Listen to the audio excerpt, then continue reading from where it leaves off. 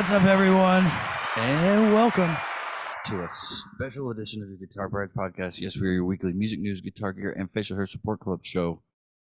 Guys, we've got a special interview with a one sexy mofo. He's a composer, a sound designer. He is the owner of a super thick black cat, and also the owner of Tonal Music, which is the umbrella company for Franklin Straps, Glider Capos, and Total Autonomy Publishing. Mr. Charlton Moore. Brother, how are you? Oh. Man, well, that's an intro. So I appreciate that. Hopefully I can live up to the conversation. Well, we got to take people for a ride somehow. Obviously, yeah. I'm joined by Jim. Jim, how are you, brother? I'm good. Good. Charlton, how are you doing, man? Things going good in your world? Man, everything is as good as it can be. And, you know, when you're an entrepreneur, I've always loved the definition of Dave Ramsey's definition of an entrepreneur, which is someone that can adapt to change. And I've experienced constant change, and we are, you know, taking it every single day and rolling, but everything's up, everything's looking good. Personally, couldn't be happier. But I'm more than anything, man, I'm just excited about everything coming over the next couple of years. So, dude, so excited to be sitting down and finally doing this. First off, I want to say this. Happy late freaking birthday, man. Thank you, man. I'm on the downhill slide to 40. So here we go. Well, you know, we originally had this scheduled for a big birthday bash, but you know what? The birthday boy had other things he needed to do. Yeah, you know, how was it? Man, it was great. You know, we had, so as you said in the intro, Tonal Autonomy is the publishing, the audio wing of the company, and I've got about 12 staff writers that, you know, I have the absolute honor of working with around here in Music City, Nashville. And I had a few of those guys come through, and it was just, you know, it's so funny. And you know, you've made it when you can just go to work on your birthday and that's all you want to do. Yeah. Right.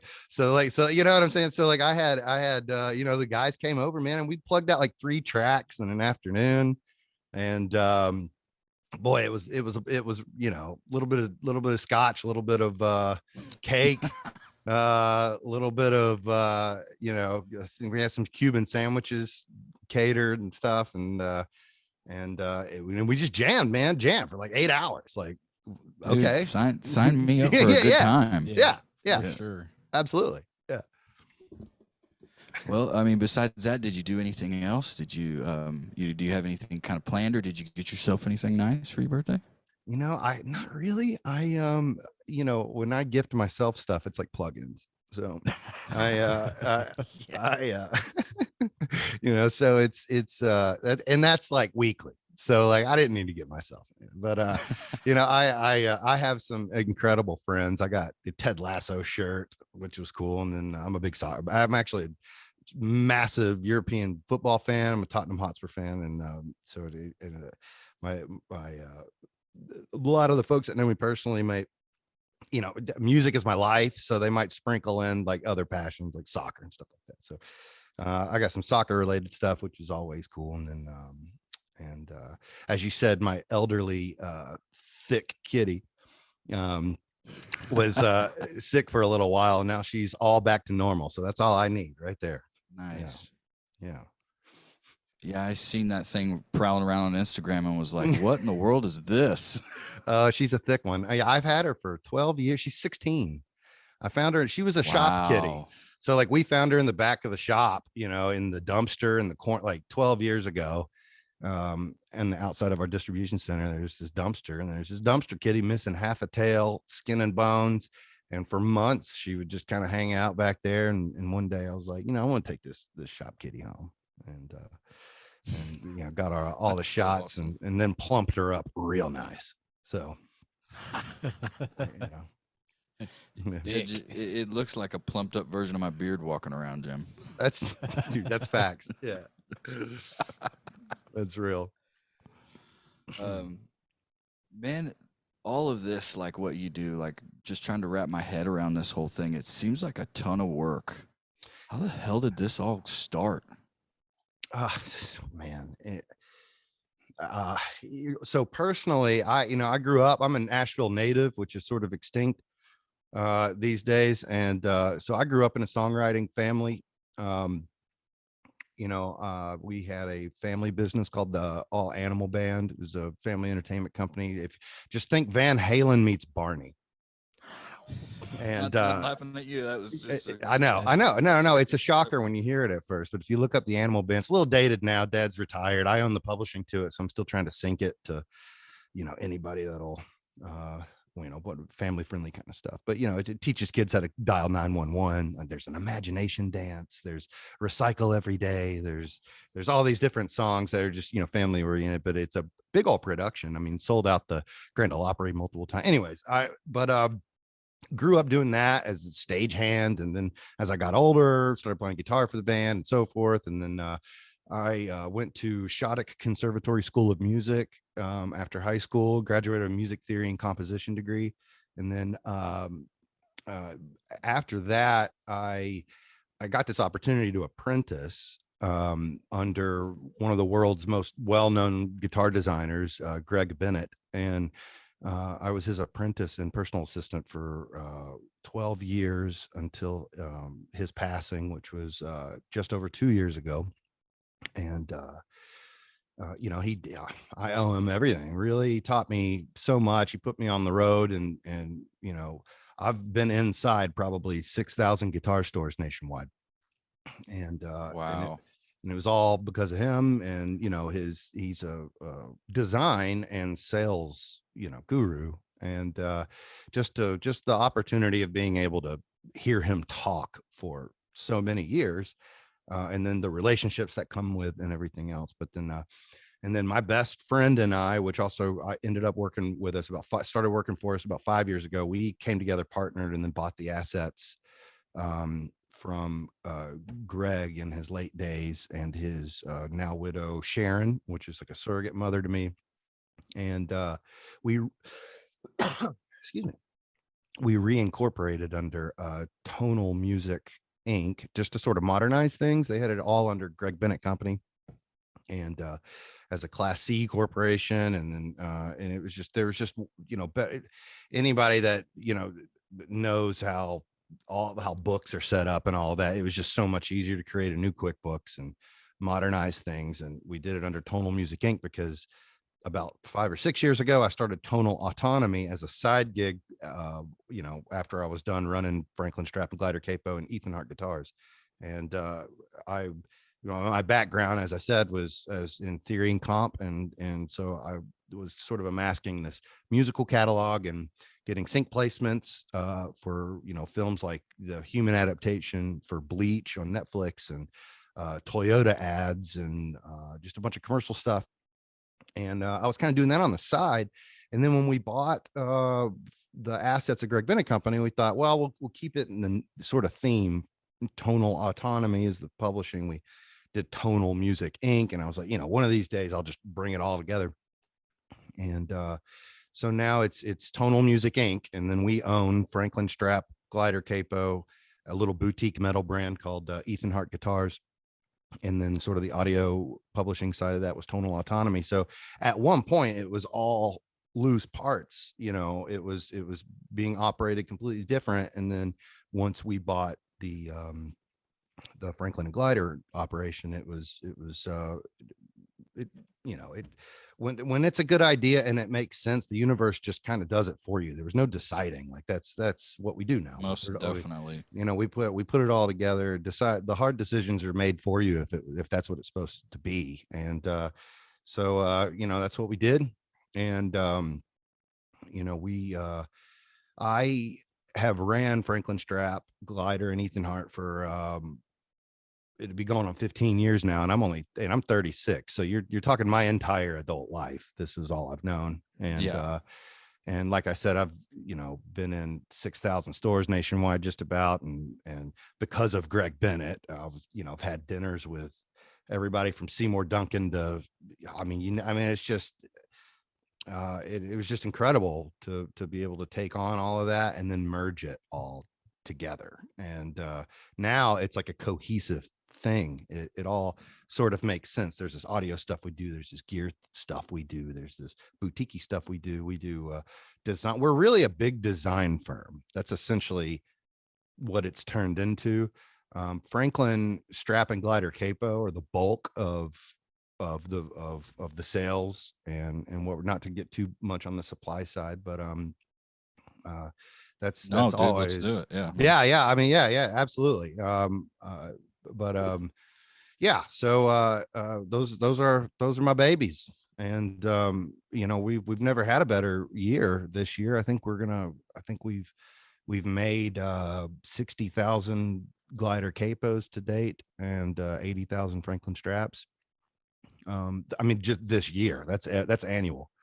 Wow. So the volume is there, and and it's we've sort of turned into this sort of American brand that I didn't create, but I've been indoctrinated heavily on what a brand is, what it is specifically. There's 100 things I want to design and bring to market, but I never will, because it doesn't make sense for Franklin. I mean, Ford doesn't make toasters, so it's actually, you can see that in the fall of other brands, the Gibsons of the world, and they go in 6 million on a headphone company and bankrupt it. It's you got to stick to the things that made you who you are.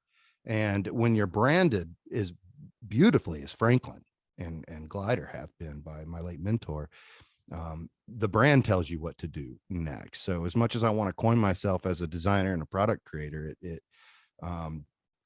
I mainly do that within the context of those brands. So gotcha. Yeah. Did it ever feel like you were playing Monopoly at some point in time, just snapping up little companies?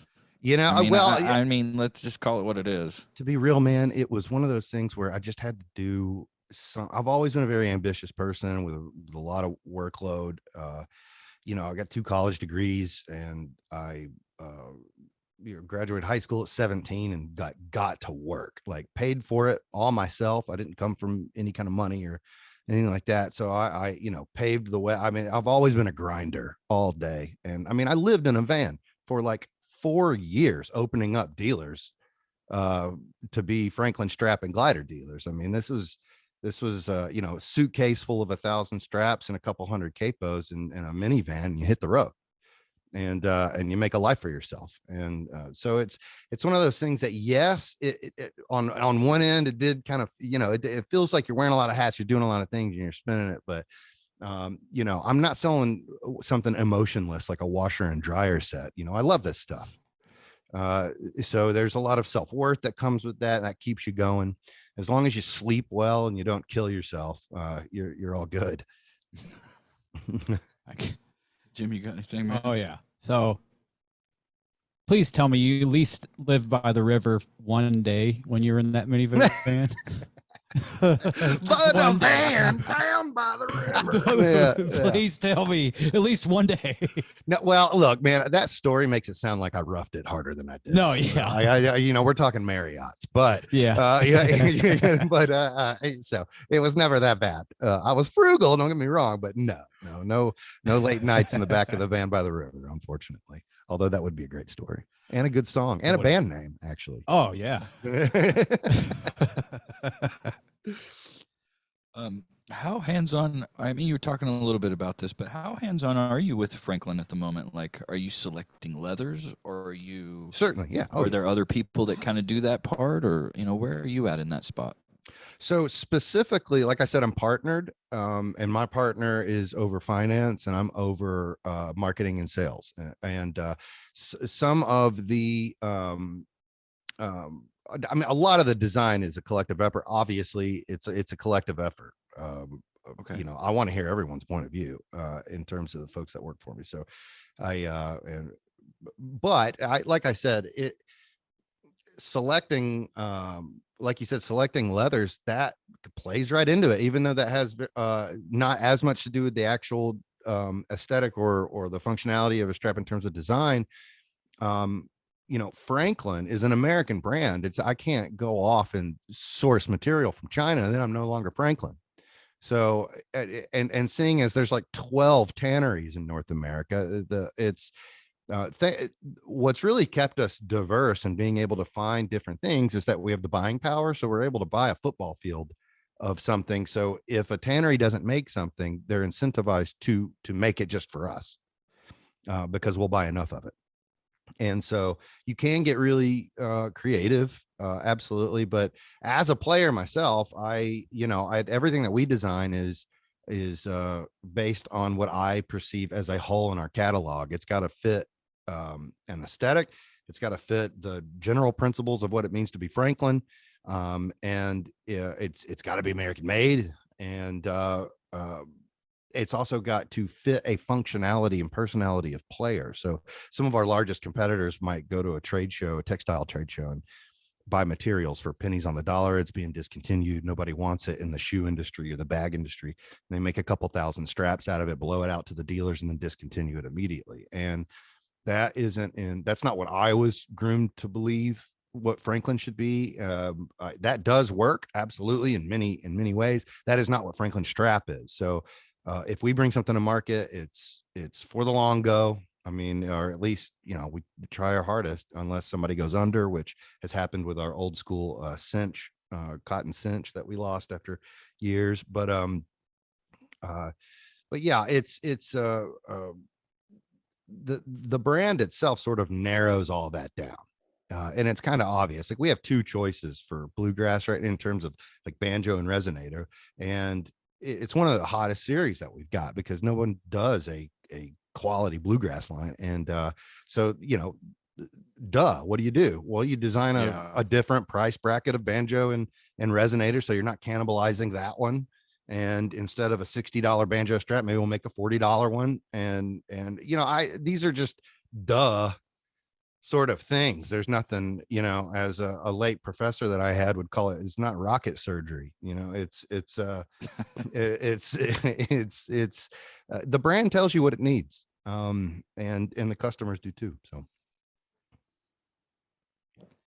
we're kind of still reeling from the pandemic. Did you ever, how hard did the pandemic hit you guys? And are you guys still feeling any of that? Yeah, that's a good question. So thankfully, one of my first things in charge, and thankfully Greg allowed me to do this a little bit before his passing, but one of my big things was diversifying the income stream. And for many years we were at like 80% dependent on Guitar Center, and all it takes is Guitar Center to back off just a hair and we're done. And back, I'd say, started around 2014s or so. I mean, that's why I went out in the van and opened up 1,000 dealers over 4 years, is to spread that out. And so now it's a tiny little part of our business, thank God. And although they're still family, I still think of the Guitar Center folks as family. They've gone through ups and downs. That's a whole other conversation in and of itself, in terms of bureaucracy and how that helps or hurts the industry. But the people, on the middle management side, are great folks. And the board might come from, Sears and Albertsons and Kroger and make department store decisions, but the folks on operating everything are great, but sometimes they back off and it can kill us. And so we started selling direct to the public. I mean, it's 2022, man. I mean, if you don't have an option, my issue is, if Bob's House of Strings in Tunacook is out of a particular strap and you drive 30 minutes because you live on a farm and to your closest store and he's out of stock of it, what am I supposed to do? So I offer that up to my competition, or just tell my customer that I can't ship to them, so we're in a weird product category in that our biggest competitors for decades have sort of trained our dealerships to sort of think as straps as the Snickers bar at the Mapco. And it's just like this, unemotional commodity that people just want to kind of get for free, or they don't really care what they get as long as it holds it up. And I refuse to believe that that's a reality, because it's not. We've had so many in-depth to the moon conversations about a strap like that. It's like a Rolex to us. Yeah. Well, I would agree. I would actually say most people think your way. It's what I think. It's a lot more psychological. I think a lot of dealers just want to talk themselves out of buying something that they personally don't care about. And what I always tell them is, if I designed only straps that I would personally wear, I'd be bankrupt. That's not how this goes. You don't do that. And so there's several. That's why I, go back to what I was saying about designing for the personality of player. Do you want a slippery fit on your shoulder? Do you want a sticky fit on your shoulder? There's a way to get both of those. Do you want, thickness? Do you want thinness? Do you want adjustability? Do you want, there's a lot of things. What instrument is it going on? Is it matching your outfit? Do you care about that? There's so much that goes into that. It's just like shoes.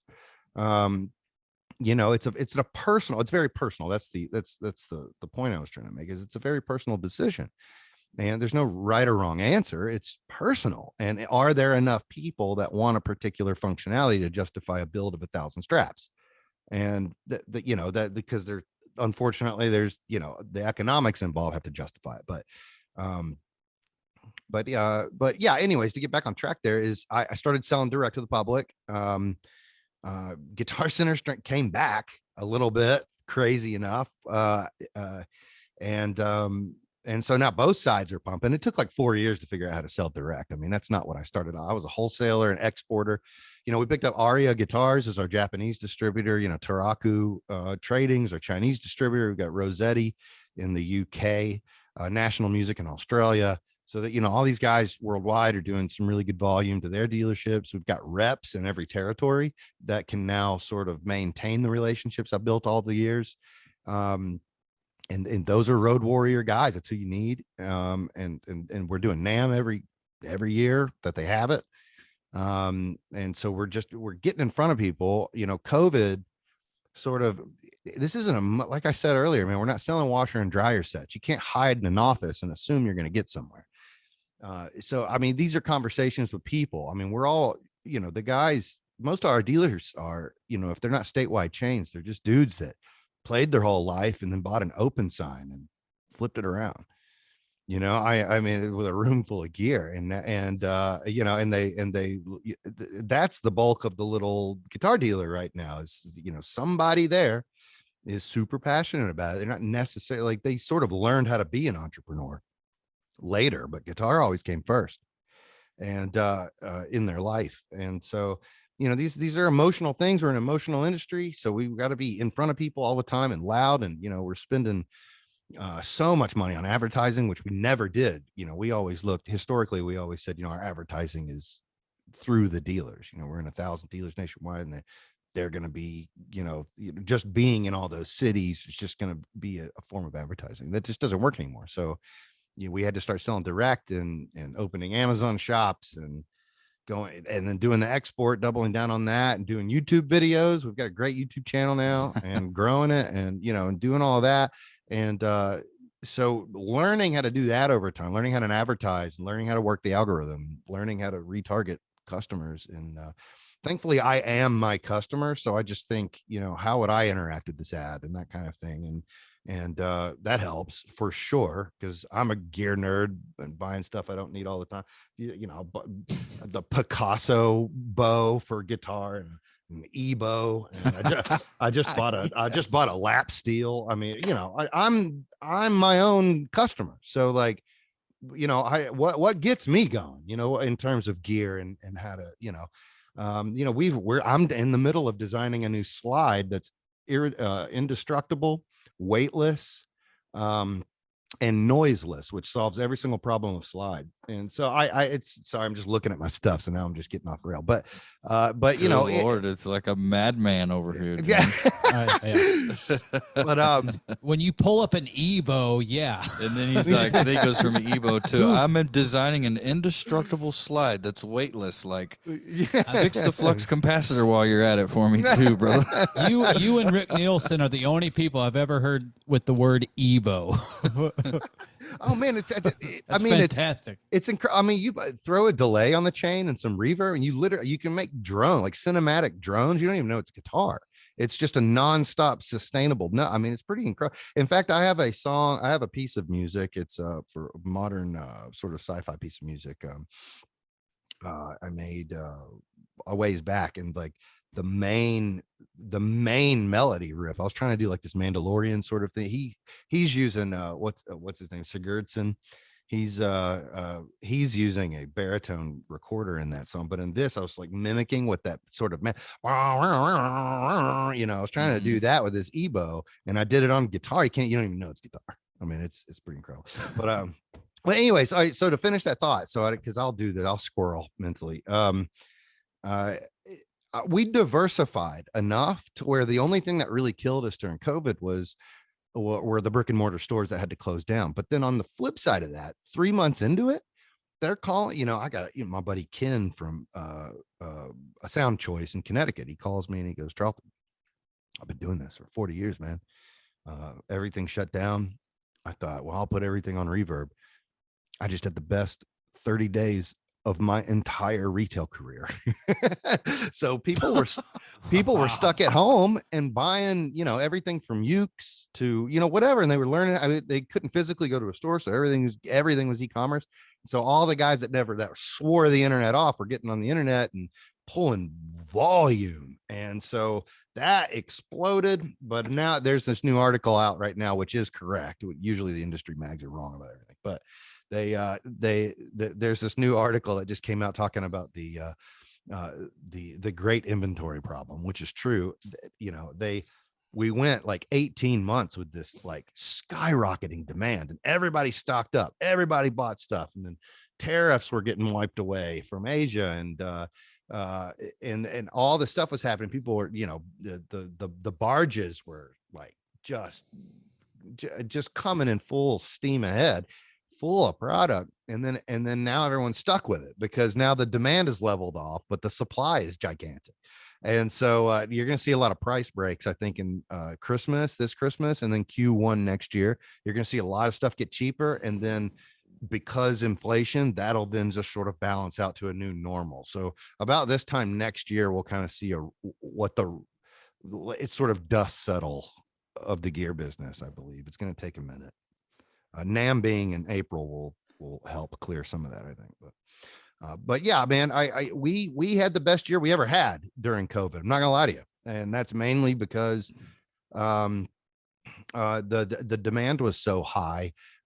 We had to, so we make about 3,000 straps a week, and that's our production capacity. So our production capacity went down to about 800 a week during then. That was the only downside. So we weren't making, we were selling more than we could make, essentially, which is a better problem than the other way around. But there were rules. We couldn't have 60 people in a factory. We had to have 15 people in 4-shift intervals throughout the day. People had to get staggered. We had to be open at night. There just weird things had to happen. And so the production capacity screwed us a little bit, but the demand was there, which if you're going to lose anything, you don't want to lose the demand. So as long as that's around, we can figure something out. And then, we, the partners ourselves, I hand make the glider capo, and have for many, many years. And so that wasn't necessarily a problem because you really only need a couple guys plugging away at this. You don't need industrial sewing machines for that because we have the steel molded ahead of time. So but yeah, great question. COVID was weird, man. Are you real quick, are you still feeling anything from it at all, or are you guys just kind of back to full bore? I guess no, I don't think we are. I think everything nice. I don't. I think the problems we have now are probably consequences of, and I really don't want to go down this road, so I'll just say this as diplomatically as I can. The consequences we're feeling right now are the consequences of the politics involved with COVID, not necessarily COVID itself. So gotcha. We'll say that. Yeah. Yep. I think we can all agree with that one. Yeah. Getting on the lighter side of things, do you have a favorite Franklin strap? Man. okay, this is a really good opportunity. Can I show you something no one's ever seen before? It's gonna be live on the website next week. All right, yeah, do it. I've always wanted to do this. It's going to be called the Hot Rod series. So I'm a big fan of Hot Rod. So is Greg. This is sort of an homage to my late mentor, Greg Bennett. He's a big car guy fan, 30s, 40s hot rods. And I have always wanted to work with white leather. The problem with white leather is that it's destroyed immediately. It's you can't keep it clean, and the stuff that you can keep clean is like hard. It's perforated leather, or what I call side leather, which we don't really use other than on our strap locks, because we're Franklin strap, the soft strap. We can't have some hard leather you can literally knock on and hear something. So so making a like padded, nice white leather is something I've always wanted to do. But the supply just wasn't there. But this was a really good opportunity to do. So we've got 4 models coming out next week, and I think it's my favorite thing we've ever done. Which is saying a lot. But other than that, our link strap is up there for sure. That's one of the only ones we can't mass produce because it's all made from the scrap of everything else. So to give you an idea, so like cowhide is clearly not a perfect rectangle, right? It's a very odd organic shape. And so when we lay a cowhide down and we're stripping it out in 2.5 inch, 3 inch widths with a cutting die, when we're done getting everything that we can out of the hide, there's little parts, little scrap, little parts on the side that you can't hit. And so that gets chopped off. And then we designed a way to take all that scrap. Some people make pick holders, or I mean, you name it, or some people toss it because there's nothing to do with it.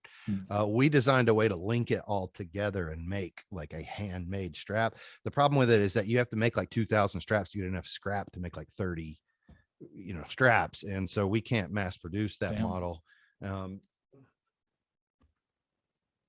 Actually, I got it right here. Give me 1 second.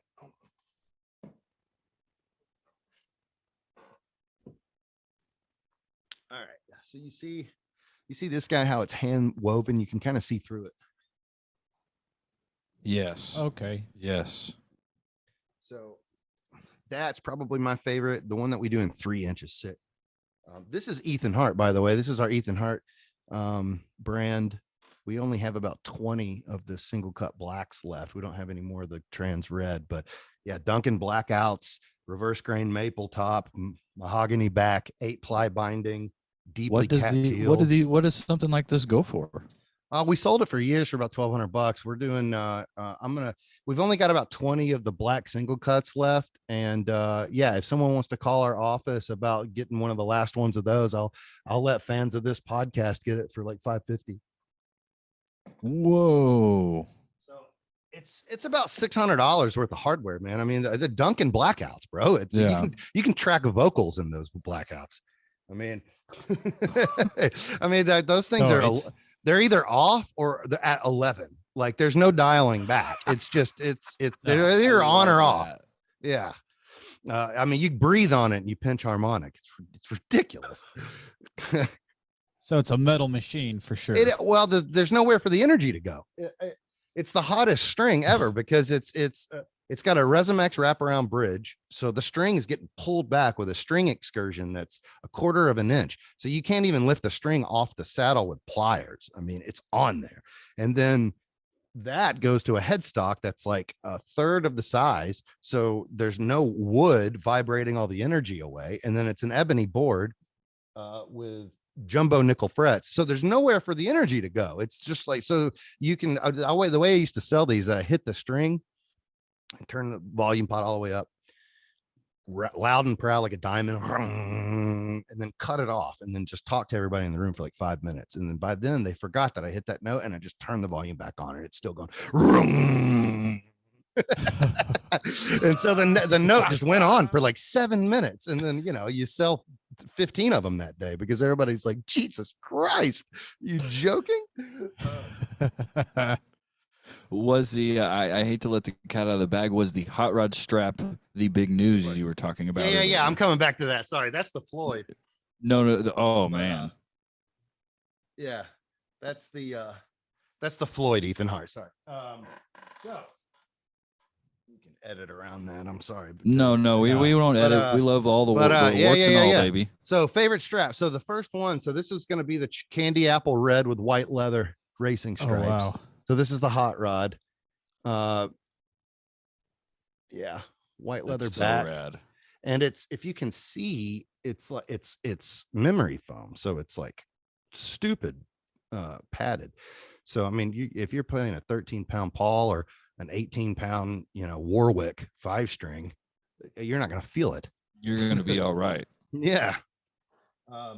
But that one's going to come in seafoam green, plum, pink, and candy apple red, all with the white leather.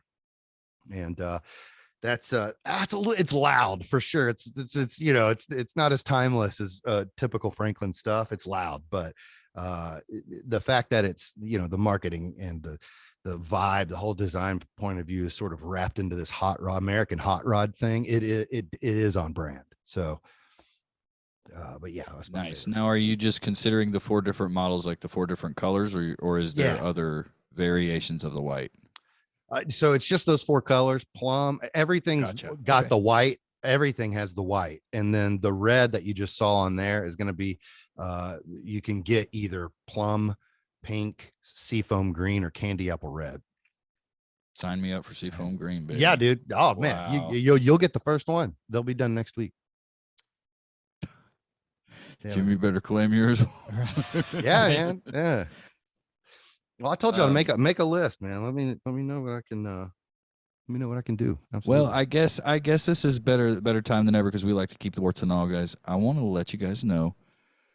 I want to give a thanks to all of our sponsors: Analog Pedals, straight out of Kentucky; Jeff Bolin, making pedals for the Kentucky Guitar Superstars; Greg Martin, Chris Robertson from Blackstone Cherry, Boone Frogger from the Otis Band. Guys, hit him up, Jeff Bolin, Analog Pedals. Get your custom order today. And also, if you're rocking a facial hair force like us, 3 sexy mofos, head over to Greenbeard Grooming. Guys, 1 tree planted for every product that you buy in the store, or 2 trees planted in the National Forest for every product you buy in the store. Hit up Ryan Trump at Greenbeard Grooming. He's got the best beard hardware today. Also, we're going to have to pay the bills, boys. Mean Beard, the best products for your beard in the game. Backed by science, proven by champions, big, small, one and all. Mean Beard has it for you. It's not the beard, boys. It's the attitude. Promo code GPP15, and you can save yourself some dollars. But the biggest announcement of the day, we have a new member of the band. No, it's not Chuck Berry. Yeah. Well, don't touch my hair. Nobody touches Chuck Samp, guys. Franklin Straps is a new member of the band. Absolutely. Brother, I can't thank you enough, man. That's so awesome that we can do some stuff together and work together. This is going to be a fun thing. Guys, stay with us all September long for our Franklin September Strapalooza. All month long, we'll be highlighting Franklin straps and everything under the Tonal brand all September long. Jim, a new member of the band. Holy crap. Right. Who's English tan caramel leather strap is that? Because there's a story there in the middle, right there. Right. That is mine. So that is the oldest one that I have. Yeah, that's old school, bro. Yeah, that was Justin Timberlake's favorite one. So that's called English tan, and I lost that supplier many years ago, and I've wanted to find it, and no one's really doing that shade anymore. It's a really thick leather strap that'll last you your whole life, man. That's old school, one of my favorites, but that's been gone for a long time, so I haven't seen that in a while. But guys, getting past the big news and getting paying the bills, getting that out of the way. You're a composer. Do you have an instrument of choice? So I started learning piano when I was 6, so that's sort of my first, and so forth. My applied study in college was guitar. So guitar is my favorite to play. And but writing wise, I just have so many ties in that department, so I couldn't exactly tell you. But yeah, piano and guitar are 1 and 2, and depending on the time of year and my mood, they replace each other as 1 and 2. So I'd just have to put guitar and piano at the top. But I play cello. I can, I can figure out how to play all kinds of different stuff. I went through, you know what I want to do? I want trumpet lessons really bad. Wow. I don't have time right now, but one of these days I'll do it. Start a ska band. Yeah, right. Right now I'm just on like pianobook.com, which is just a remarkable community of composers that make sample libraries for people that with a playable sampler called Decent Sampler, made by I think Ryan Horowitz, I believe his name is. Great YouTube channel. But in terms of like finding other like horn sounds and stuff, I'll just MIDI all day long. The quality of some of those samples, you just would never know. I didn't have a session guy in here. That's true. These days, these samples these days can be insane. Some of the quality and just what you can pull off. It's like it gets mind blowing. Technology's finally caught up. It's not. Yeah. Well, and I've said that for years about how even when Axe Effects and Kempler came out, I was the last one. I was like, no, please, ridiculous. These people will never, ever, ever. I mean, tell me, you let me know when they figure out how to shake the tile in the ceiling on a diamond cord. Let me know when they're able to do that, and I'll be interested. And I'll be damned if Neural didn't come out with Archetype and just rock the entire planet. So, that debate's over. I mean, like I said, I was the last one on board, but when the Neural folks came out with some of the like the Plini plug-in, and Tim Henson has one out now. I think Corey Wong and Tosin Abasi and Noli from Periphery. And these guys, they coming out with these plugins that I'm like, okay, so I never have to worry about mic placement again. Great, thanks. That's good. Thanks for taking care of that. For me. Yeah, thanks for taking care of that. And your $50 cable that shorts out.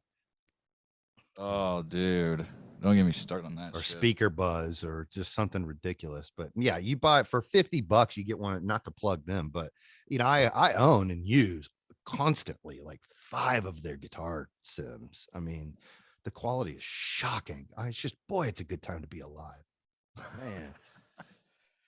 Do you have a favorite composition that you've done, for like a brand or just something that you might have done? Yeah. Or the production can probably be better now because I'm just simply better at recording and EQing and mixing and mastering. But one of my Bleach sync is probably there. It's called Centauri.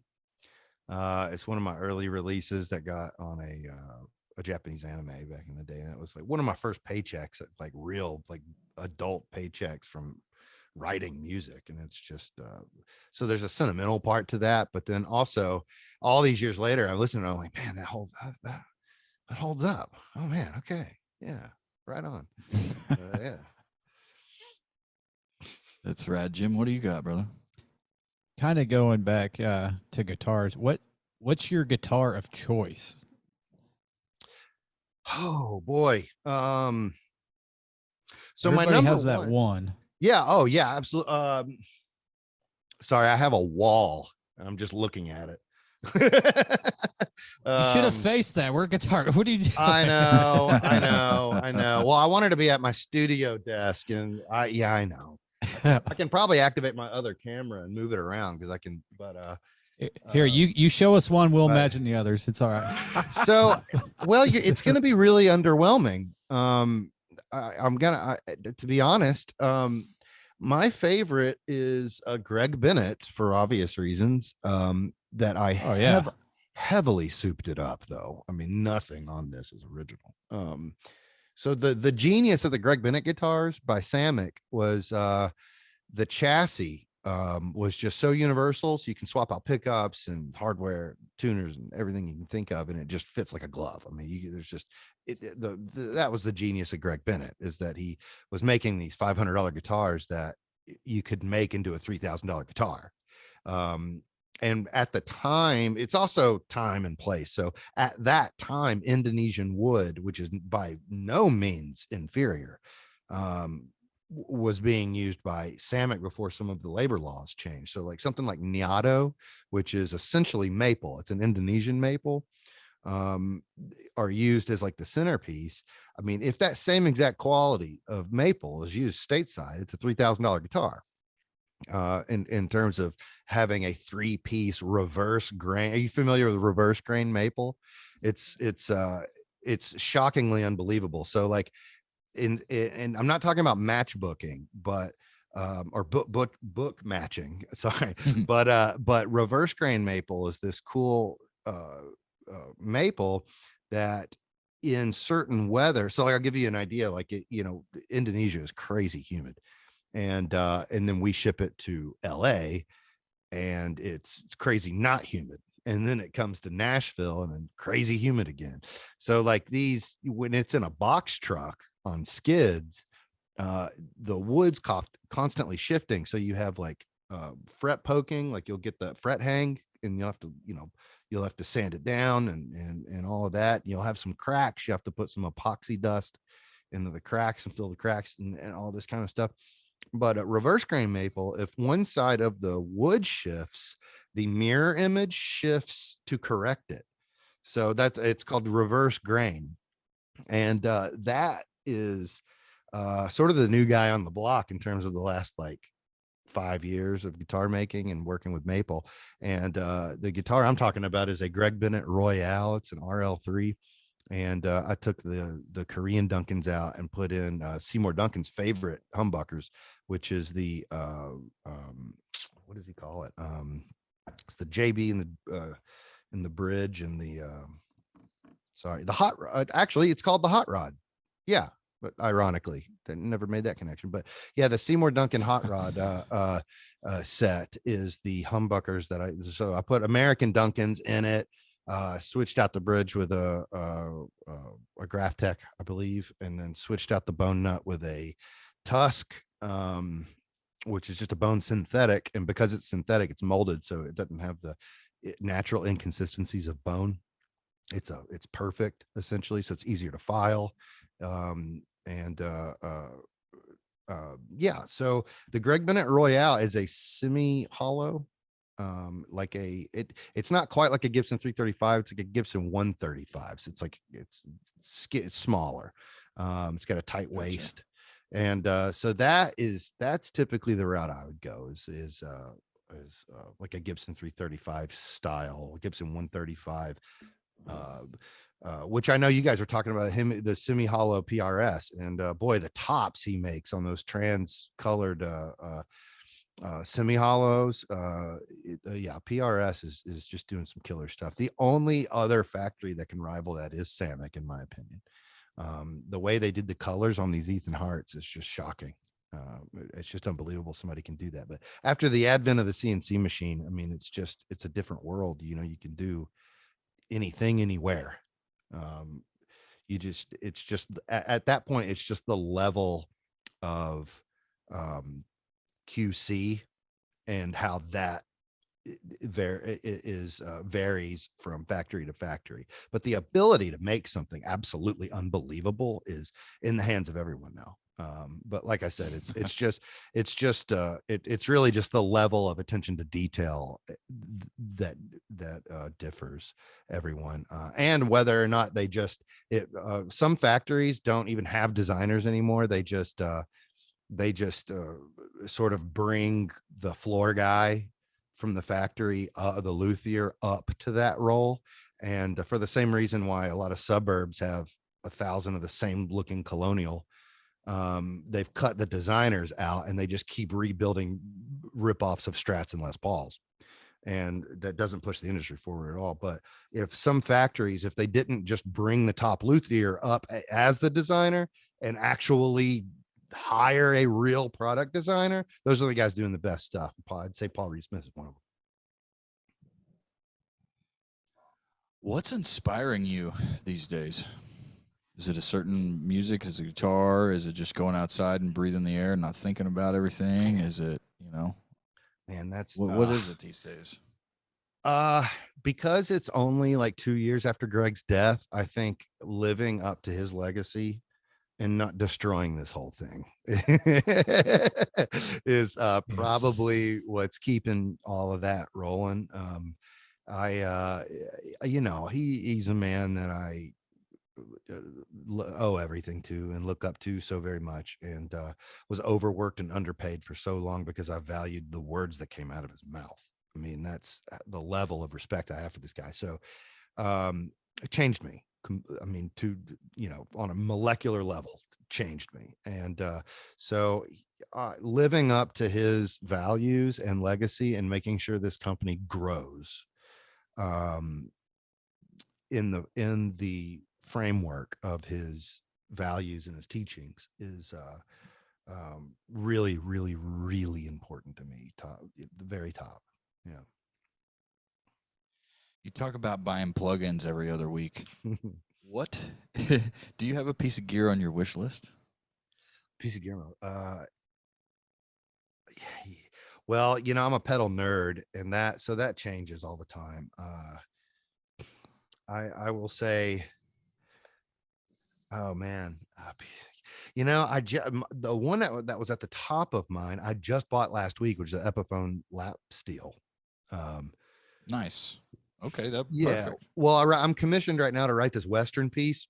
No, it's a cinematic trailer, but with Western vibes. So like I sat down and watched like 5 seasons of Yellowstone, the show, and just to like get in that frame of mind. And then I bought a lap steel, which ended up being more Hawaiian than I thought it would be.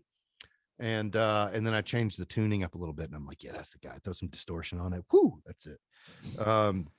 So I am in this I'm in this Western sort of vibe right now until this project is over. Man, because I want to stick to guitars. So in the guitar world, I would say, what I need to do is wire my Death and Glory board. There's this guy in Massachusetts called Death and Glory Works, and he makes like these racing stripe style, like relict wooden pedal boards. And I've got one. Oh, wow. And they're super cool, man. Super cool. And Alex is his name. Good buddy. Shout out to Alex, Death Glory Works. And I need to get everything I need to do. This is so not sexy, but I need a good power supply.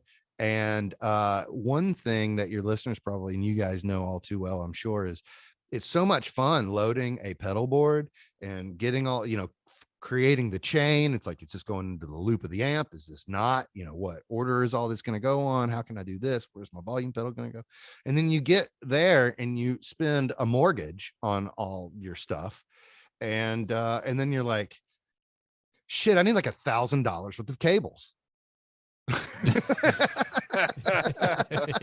Yeah, if you don't take that into consideration in the very beginning, you are setting yourself up for failure. Or you don't even think about it because the whole journey is so much fun and you're so ready for it. And then, it's the last thing you come up with and you're like, I'll just go to Guitar Center and get the $5 Chinese ones. Wrong.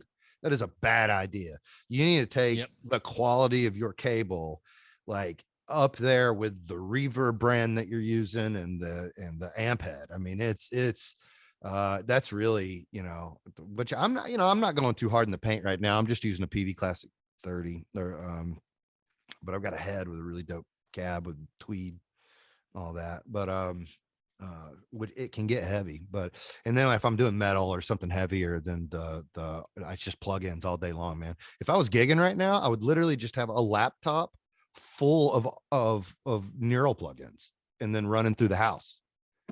Like that's all I would do. I could go anywhere. I would, no, the days of hauling a cab around are over. I'm so old school still. I hear you, dude. I really do. 1990s. I got a 90s PV Bandit Silver Stripe. It's probably yeah. It's for metal. It's unbelievable. I just tracked at my my buddy Alex has a studio called Beef Studio in Atlanta, and awesome. And he has a 61 Bassman that he runs guitar through on the first channel, and that's probably one of the coolest tones for heavy stuff I've ever heard in my life. It's that find was, I mean, it's just one of those pawn shop finds. they don't know what they have.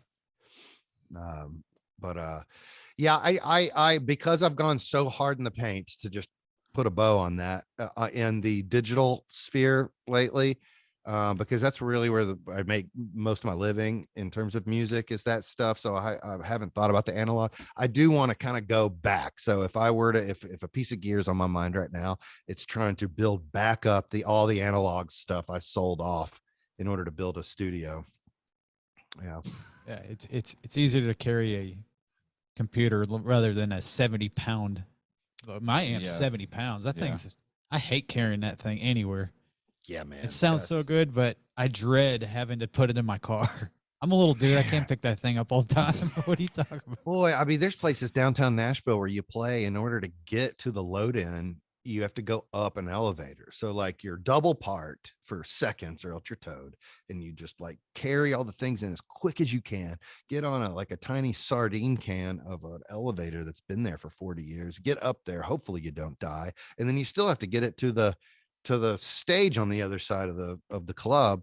And then loading out at 2 a.m. is even worse. So yeah, man, if I was playing live these days, just archetype, laptop, backpack, done. Brother, I've got about 3 more questions.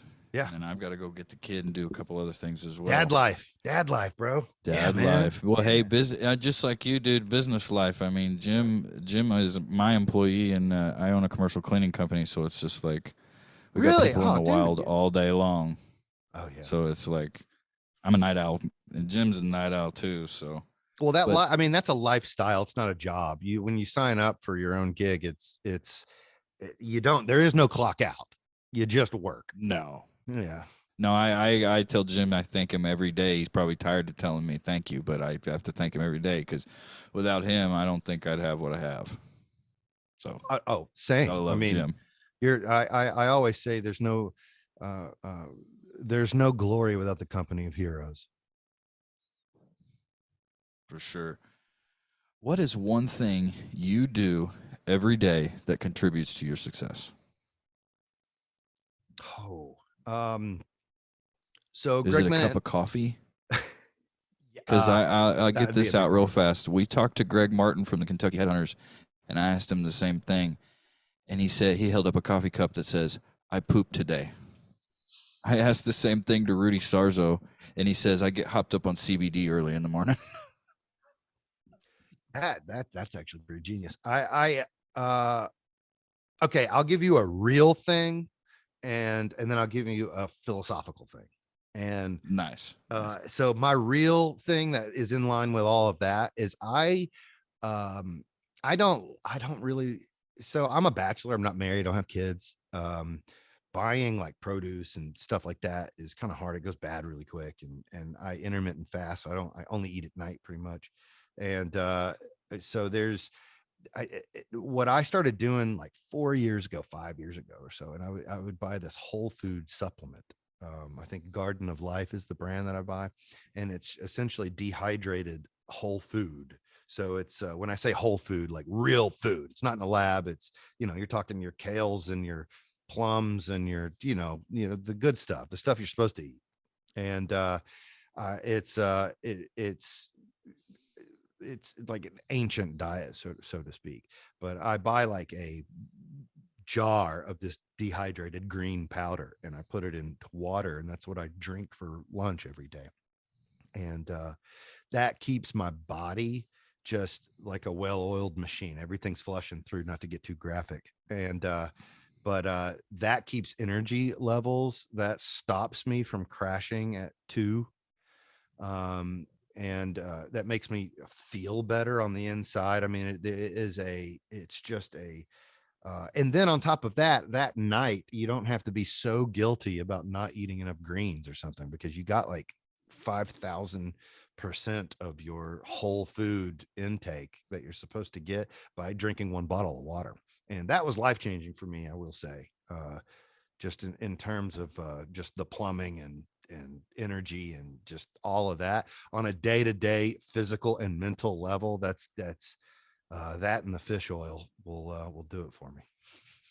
But That'll slick you up and slide you down the road for that's sure. right. That's right, man. The more nuanced philosophical answer I would give is Greg Bennett once told me to invest in people and not things.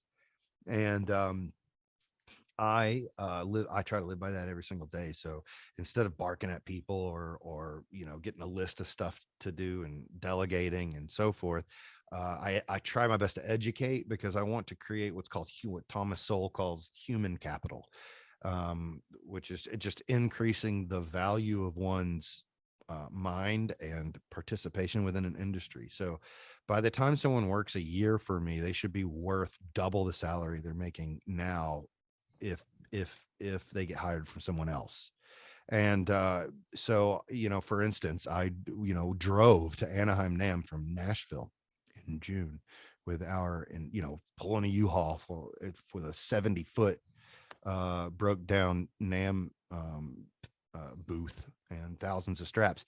And I had a young man that just started working with us in the car with me. And we took 3 weeks to drive to Anaheim. We could have done it in 4 days, but we spent 3 weeks and we hit 30 dealers on the way, so that he could watch me talk about the product, watch me talk to all the dealers, go inside of stores and see how our stuff is merchandised and see how our competitors are merchandised, and listen to why I say certain very particular things, and then think about why I chose to say those. My superpower is being authentic. I have no filter, and that's sort of my sales technique, which is better than being the used car salesman, obviously. If I couldn't do that, I wouldn't be doing this, to be real. And so I'm able to just be me. And but that doesn't mean that every single thing that I say in the floor of a guitar store wasn't remarkably calculated. And yeah, I've just done it 6,000 times, like going into all these stores over the years. So there's a reason why I fine tune my language and how I talk about our brand and so forth. And I want to sort of pass that on in terms of investing in people I look at people as people instead of a labor cost or a commodity to get X function done. I want to increase their value in the market in general. And by a consequence of that is that my company will run better. And, but yeah, Phil, that's what I do in terms of what keeps this whole thing going well, is on a daily basis. I try to think, am I investing in people, and stay away from thinking that people are a labor commodity. Couldn't have said it better. Last couple of things before we get out of here. Here's another heavy one. I got a right and a left. It's not Thanksgiving, but I'd like to know, what are you thankful for right now? Oh, man, so much. I mean, well, I'm thankful for deep. you guys We're right deep, now. but Just listening to me. deep. But yeah, man, I love it. Yeah, I mean, yeah, just waterboard me with this kind of stuff. I love it. So, man, what am I thankful for? Well, man, I'm thankful for just the people, my circle, because without them, I really couldn't.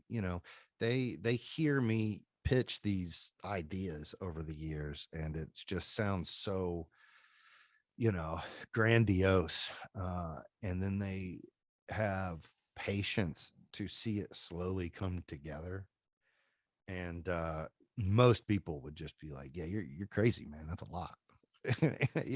And so hearing people, because I am a big thinker. I think 5-10 years down the road, and I that's kind of my role. I mean, to be real, that's why that's the role that I'm in, is to look at the big picture. But I was always sort of naturally like that anyways. But even just fetching coffee for Greg, I mean, I was always thinking, yeah, man, one of these days we can do this and then this and then this and then, and so I'm really thankful. So there you go. That's the answer. I am thankful for the patience that the people around me are forced to have.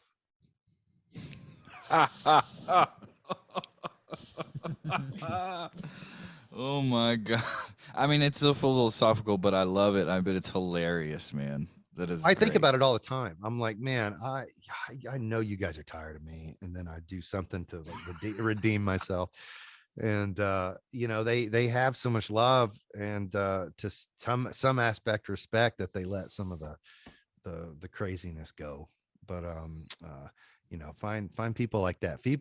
Find people that can tolerate you, and life will be kind. Jim, do you got anything else before we hit the last one and we kind of I got some quick ones for you. Yeah, please. rapid fire, baby?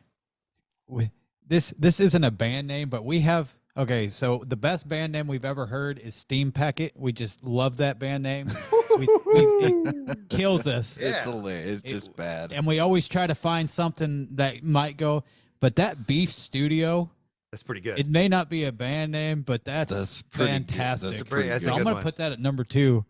I'm going to put that at number 2. That's fantastic. Yeah, shout out to Alex Shockley at Beef Studio. Yeah. But I know you said you're a soccer fan. Are you a football, like American football fan? I mean, I am not nearly to the level. Well, I mean, when Vandy's your team, I understand. I mean, if being in Nashville. No, I'm not a Commodore. Well, if I had to go somewhere, so I went to grad school at UVA, but they're more known for basketball. So I went to a bunch of their basketball games when I felt like, you know, being around some younger people, and that was fun. Yeah, man, if anything, you know, I got to stay loyal to my Titans, I suppose. Oh yeah. Yeah. One of our boys, Traylon Burks from Arkansas. So. Oh, okay. Yeah, that's right. Yeah. Okay. Yeah. So I know enough. Dude. Yeah. I know enough to get that reference. There you go. Yeah. I mean, I'll go to the games. I mean, you know, you can, on a good day, you can find somebody scalping something for dumb cheap. It's still legal over here. So. Well, it looks like the Pirates are going to have to make a trip to Nashville so we can formally meet and go to a game and maybe take a little Franklin tour. Oh man, we just moved to a really cool facility. We're right in the middle of still kind of figuring out what our little YouTube suite's going to look like, but we got our couches up and, you know, the artwork's on the wall and the strap fixtures. Nice. We got to figure out how to wrap the walls in guitars and find studs and figure out how that's going to work. But we're getting there. And, but yeah, man, I mean, obviously you guys are always, welcome. And, as long as your cholesterol can take it, we got to sit down for some hot chicken. And yes. And maybe I'll take you to Peg Leg Porker and get some homemade bourbon. And while we're there, have a good time. Maybe we'll cut a podcast together again in person. And man, we'll hit this thing off. And while we're there, I'll take you into Carter Vintage Guitars, which is essentially a museum. I mean, you know, if you want to see $100,000 Les Pauls on the wall, we definitely want to do that. So drool napkins will be brought. Yeah, we're always willing to take, you know, donations. We wanted a $250,000 EVH guitar, but nobody would do anything about it. That's right. Yeah. So funny you said that. So, and I know you're trying to wrap up, but so no, it's all good. We just did the Dallas Guitar Show in, what was it, May? I think, May. And you know, you're talking about some gems that you'll find, because that's all those dudes are. Just they're traveling the country doing these vintage shows with serial number 1 of like, you know what I mean, of 0000001. And it's I mean, it's pretty I mean, it's pretty remarkable if you're just a history fan and guitar fan.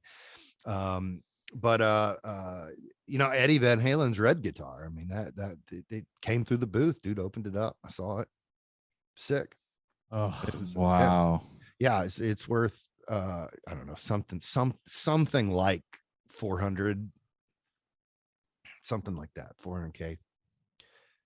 It's ridiculous. Yeah. Kurt Cobain guitars are going for $6 million, but EVH. Oh yeah. It drives me crazy. Yeah. Oh man, I mean, the first Strat sold at Grun Guitars here in Nashville. George is an old buddy, for 700, I think it was. Like literally serial number 1 of Fender Strat. Yeah, those things were almost unplayable though, because if you think of that, all it was back then was band and orchestra. It was a big band, big band music, so, swing jazz and stuff like that. And there was no lead guitar. You were in the rhythm section. You were comping the piano chords essentially. And those things were like baseball bats. The radius was like a full circle. It wasn't like there was, it was like our glider would like hang off of that thing in this most awkward way, I'm sure. I mean, you could Babe Ruth a ball out of the park with one of those, man. Those are crazy. But yeah, but at that point, you don't buy that. You don't buy $1 million stringed instrument to play it. You buy it to throw it on the wall and brag to everybody. Yeah. Yeah, you use that thing. You set up an OnlyFans page for that thing. That's yeah. I just put a camera in front of it and then just leave for the day. Yeah. Well, then you got to put different straps on it every day. I mean, Now he's thinking. There you go. You want to get really dirty. You get really dirty and change the strings. Yeah. Make us a lacy strap for it. Oh my goodness gracious. Yeah. Go to town. Brother, last question, and we'll let you have your day back. Where do you see Tonal Music in the next 5 to 10 years? 5 to 10 years. I think I already have it, man. I think about it every day. I think I want to be in, I think my goal would be like, something obtainable, like 20 countries. Right now we're only in about 6 countries, and so I want to take this thing global, man. I want to be in guitar stores worldwide and be a staple of the store. I don't want to be just this thing that people buy because they need some on the shelf. I want to have a presence as a strap brand, which is sort of unheard of. It's usually just whatever rep walks in with the catalog, they're buying straps because they have to have it. Like I said, Snickers at the MAPCO. So I want to be a destination piece in other countries. And I want, I don't know, 20 to 30 countries instead of the 6 to 8 that we have right now. Same with the glider. I also, I want to beat up on the counterfeiters that sell the slider capo and it's plastic and falls apart for $5 and free shipping from Hong Kong. We sued 215 of those companies last year, and it was very successful. Yeah, it was very successul. That was one of the first things in charge I did. I was like, all right, we're about to sue a lot of people. Get this hot. I was like, all right, this is my IP now. I'm going to town. And I'm bringing the feds involved. Thank you. And we did that. And also what I want to do is expand. I want to get hard in the paint on YouTube because we have a great following on YouTube. Every video, like a lot of videos that we have like 30 to one's got 150,000 views. I mean, and wow. So we make good stuff when we make it. But as you guys know, you got to be, the algorithm, if you're not consistent, it buries you on purpose. And yes. So you have to do this thing where it's a daily thing, which is another reason why we moved. Media is going to be a big part of this, and conversations like this need to happen like weekly. I ghostwrite right now for a publisher, and because I don't want my name attached to it, just in case I say something controversial, and I don't want the wrong dealer to read it and be like, oh, that guy, blah blah blah. Try to stay apolitical at any point in time, but I do. One of these days, I want to be empowered enough to be able to just talk and have an article with like Music and Sound Retailer or something like that. And but that's a personal thing. But in terms of the company, I want to take this thing worldwide. I want we OEM, we ghost build for a lot of massive companies that you guys are well aware of. And sort of under contract and not even talk about it, but our capability of building is growing and growing and growing, and our capability, the people that come to me to design things, is growing and growing and growing, and with time that just builds. In terms of the resume, I can point at it and say, hey, I built this for this massive manufacturer and it did this, and come to me for that. And so I want to do more of that. So these are just all things that are outside of the typical make 80,000 straps and ship it to 1,000 dealers nationwide. And then, which is the backbone. Don't get me wrong. That's everything. And we're just going to continue doing that better and just learning how to e-commerce and distribute to dealers and so forth. But the broader growth picture is international and design consultation. So, and media. But that, yeah, not to beat it to death. No, that sounds like you guys that'll have keep the me right busy. direction. That'll Oh, keep me busy jeez. for a decade. So, yeah. Well, man, Jim, you got anything before we get out of here? I got something quick here because we were talking about this the other day. So we get a lot of product through Z-Zounds or Zounds and Yeah. American Music Supply. So whenever They're you good go friends of to, ours. how do the list of straps is not as deep as I would like it, but it's like, how does that go about to where did they ask like, yeah, exactly. Like, how do you get their product? Like, how do you get the list of the product to them? Or like, how does that's that a go great about? question. That's a fantastic question. So that's on the supply side of things, which isn't talked about all the time by manufacturers. And I love the topic. It's my life. So Zounds is owned by AMS, which is a company called American Musical Supply. American Music. Yeah. Go through both. Yeah. Well, they're the same thing. And so and in fact, they have another one, I think proaudio.com or something like that. And if you really, yeah. And the buyer, shout out to Jesse, which has I think his background, he's a radio DJ in New Jersey for a while, I think. Great, just a sweetheart of a dude, big Franklin fan. So like when I bought the company, contacting him to just sort of, reinstate relationships, he was just like, oh yeah, no, man, you're good. We're good. And in fact, send me some more SKUs that you want me to list. I mean, like no selling, there's no selling. He's a big fan personally, uses our straps personally. So we are, we love AMS. Those guys are absolutely fantastic. But so they use big companies like that and Guitar Center, Musicians from Sweetwater, that kind of thing. They all use these sort of in-house vendor softwares. One of them is called VendorNet. And I mean, you got to think, you walk into like a Guitar Center distribution center and, it's like Amazon, it's controlled chaos, it's inventory going to 400 stores. And then now they own Music and Arts, which is another 300 stores getting a lot of the same stuff. So the organization has to be like super tight. I mean, 1 decibel is misplaced and you're millions out, on the retail side. So it's very easy. I mean, you're fined. I'm fined like $2,000 if a rubber band doesn't make it on a batch of 2 straps. I mean, it's because it can create things at that scale are so automated that there's very little like human judgment. It's all just sort of ones and zeros, and you just kind of have to feed the machine.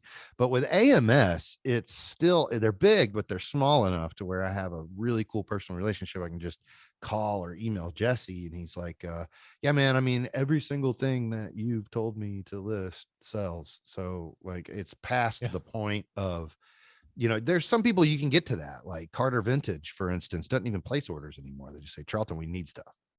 And I drive it down there because we're local, and they've got a 15-foot fixture, the biggest fixture in the country, in the world, of Franklin. And I just put stuff up there because it all sells. I don't have to prove anything to them. I've made them money and for so many years, to the point to where like, well, he's never stuck me with anything. So, so somebody like Jesse, I would just go to him and say, hey man, we came out with this, and this. It's not on your website, so I think it should be. It's killing everywhere else. And what he would do is he's gotten to the it's not giving anything away. Actually, I had to think about that for a second. But he'll actually give me his like employee sign in to their system just to make his job easier, so I can enter in all the product information, the URL for the picture, the map price, the cost, the minimum or maximum order quantity, and that kind of thing. And then I submit it, and then a PO is generated, and then they have 4 distribution centers nationwide. Sounds and AMS. It's they've got Ohio, one in Mississippi, one in Nevada, one in New Jersey. So then they'll split up, like they might buy 20 of one SKU and 5 go to each, kind of thing. And then they just reorder based on sell through. So if they sell all 20 in 60 days, they'll buy 90, and that kind of thing. AMS is a lot different. They're easier because I've known him for so long that I can literally just go in and change the prices, change the costs. I can tell him I think he should have the X model and he'll take it. But the ones that they do are the specific ones I chose to pitch to him.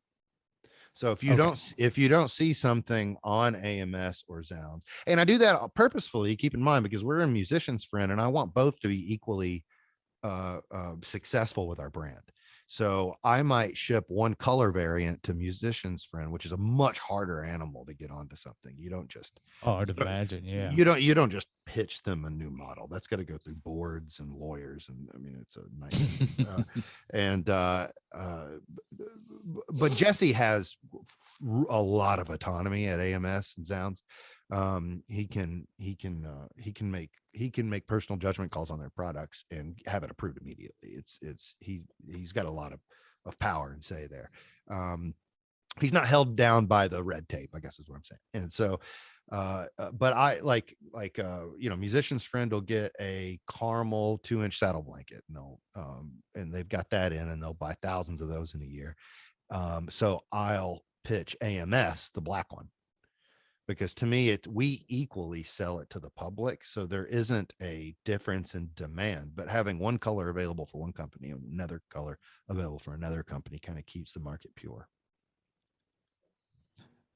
Because the one strap they have the vintage snakeskin, but they don't have the normal. Oh, the 2-inch one. Okay, you know what? I'll pitch it to him just for you, man. He'll probably take it. So the reason why I did so this is great conversation.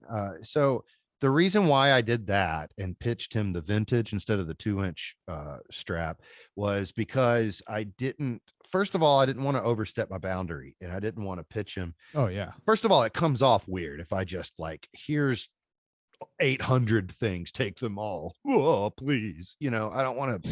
Yeah. I you have to be very if I come to him and I say, hey man, there's 15 SKUs that I'm slaughtering with and you're not, then he's like, oh, okay. Oh yeah, bring him in. But if I came to him, put yourself in his shoes, here's 80 models, I need them gone, it just looks like I'm just trying to stick him with stuff.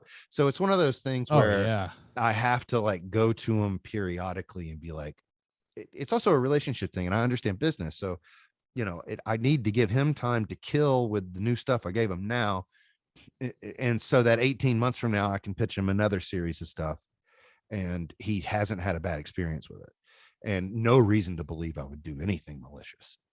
First of all, it does me no good to sell one batch of straps to somebody. I have to sell.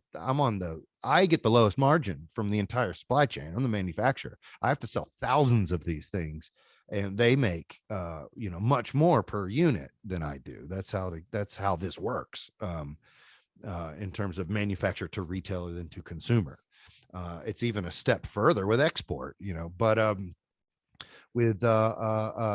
so the first like 6 months I was in charge, which was, we're going to hit 2 years this November. So it's only been about 1.5 years since I got all the newer SKUs in there. So maybe it's about that time. Probably it's about that time coming into this Christmas, maybe fourth quarter. Maybe give me a few weeks. I'll probably reach out to him and say, hey man, we came out with this bison strap, this white vintage, and this 2-inch all snakeskin strap, and maybe this hot rod, right? And then, oh, by the way, we're doing acoustic strap locks for because a lot of guitar manufacturers don't, they use the end pin jack as a strap pin, and sometimes the end pin jack doesn't come off the body of the guitar far enough to where the thick straps like ours can't get caught under the lip of the end pin jack, so they slip off very easily. We've come up with this really cool little strip of leather that solves that problem, and so maybe we can sell those and to AMS. So maybe I'll put together a little thing where I pitch them like a dozen new pieces and say, hey man, this is what we've done in the last 2 years since the last time you added new stuff. I have a price increase anyways I got to throw at them. So this is it's probably a good timing for that. So just for you, I'll put that the 2-inch snakeskin up there. Yeah. Here we go, helping the man get the work done on the first day on the job. There you go. We're pulling our weight already. That's right, man. Because I have a red guitar, I have a red Dean, and that brown one, the brown snakeskin one. I'm drooling. So we actually buy that plus, in Italy. I want to bulk everything. I Yeah. guess I could just go to the website and do it, but I like to bulk multiple straps, and sometimes I can't afford 10 straps. I got 13 guitars. I got a lot of guitars to cover. That's a lot of our customer base is guys that own 17 Franklin straps. I mean, where else do you get that from a strap line? That's why I know we're a brand and not a collection of unrelated stuff. We have a personality and a thought to the point to where, people are Nike people are Adidas people are Wrangler, people are Levi. In the strap world, there's really not the same sort of